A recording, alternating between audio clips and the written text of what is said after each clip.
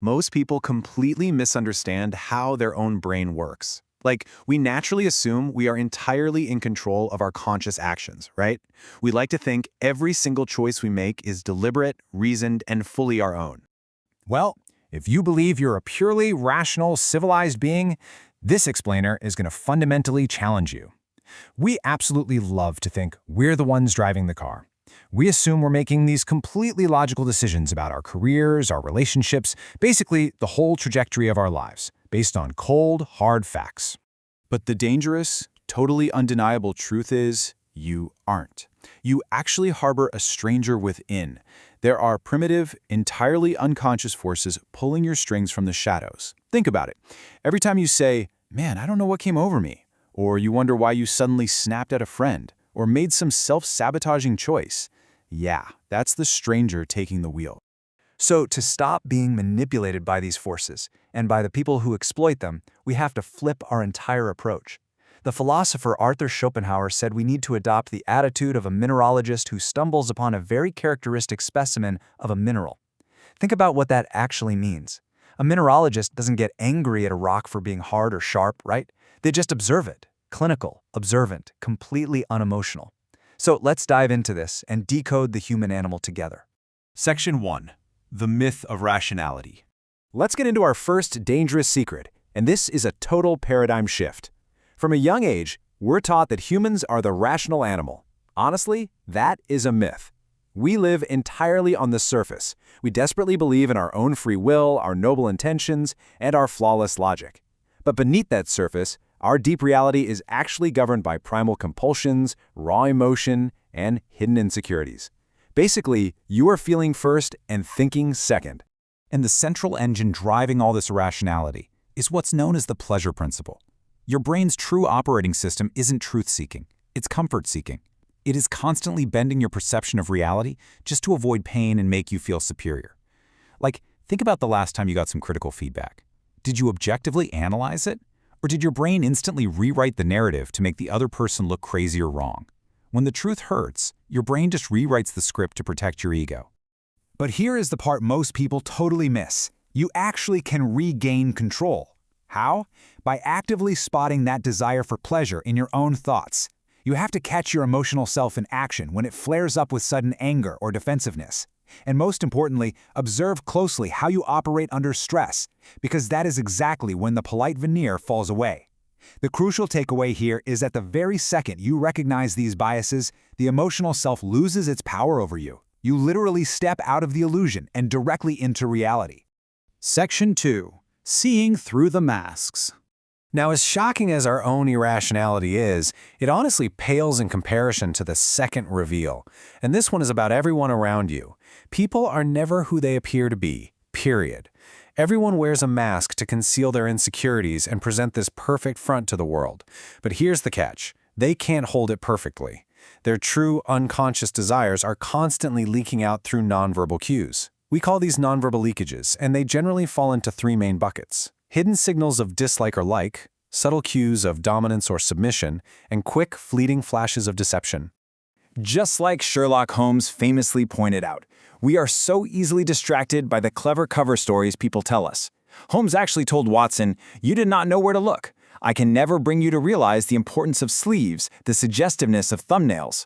We completely miss the deep reality because we're totally mesmerized by listening to their carefully chosen words, instead of watching their bodies, their micro-expressions, and their tone of voice.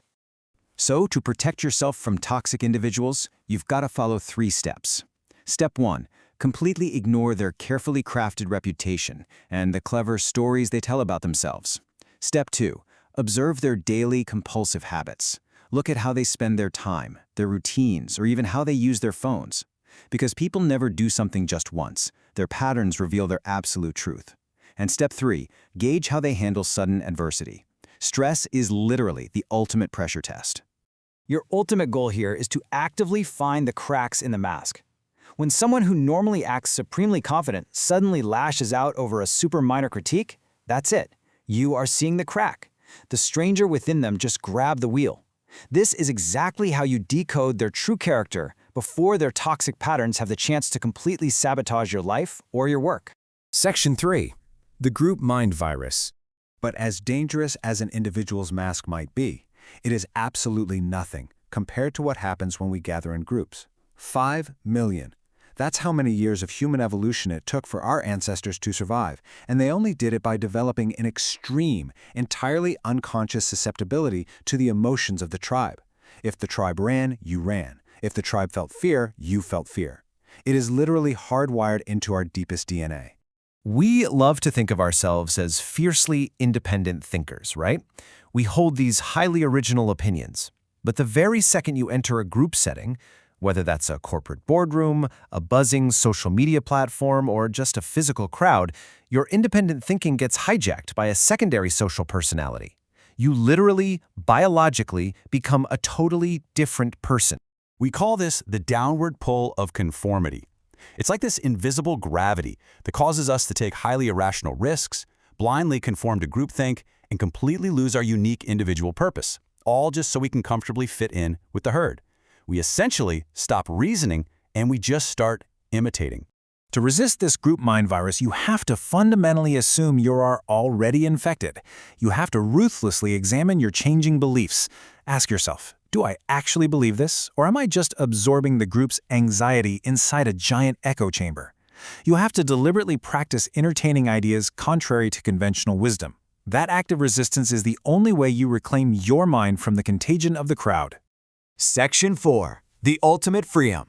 Now, confronting our own deep irrationality, the deceptive masks people wear, and our terrifying herd mentality, yeah, it might seem a little bleak. But I promise you, there is a final, profoundly liberating flip to this whole script. True freedom actually comes from acknowledging what we call the bullet in the side. This is the terrifying but undeniable reality of our own impending death, just constantly ticking away in the hourglass. We spend our entire lives trying to distract ourselves from our mortality, and honestly, it just creates this tremendous, low-level baseline anxiety that dictates all our actions. But here is exactly how we flip this script to find unbelievable power. Step 1, stop repressing your mortality. Step 2, realize that life is incredibly brief and entirely unpredictable. And step 3, cut loose from your illusions. When you truly grasp how short your time on this earth really is, the petty opinions of the group suddenly stop mattering. You instantly melt your coldness. You stop worrying so much about your ego, and you drop the protective illusions you use to numb your anxiety.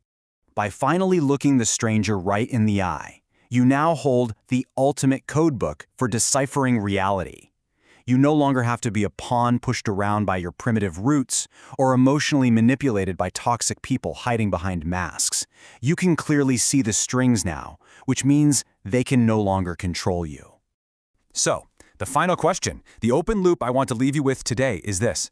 Now that you recognize the stranger inside your own mind, what are you going to create with this ultimate freedom? Really think about that the next time you feel an irrational urge take over. Thank you so much for exploring this explainer with me.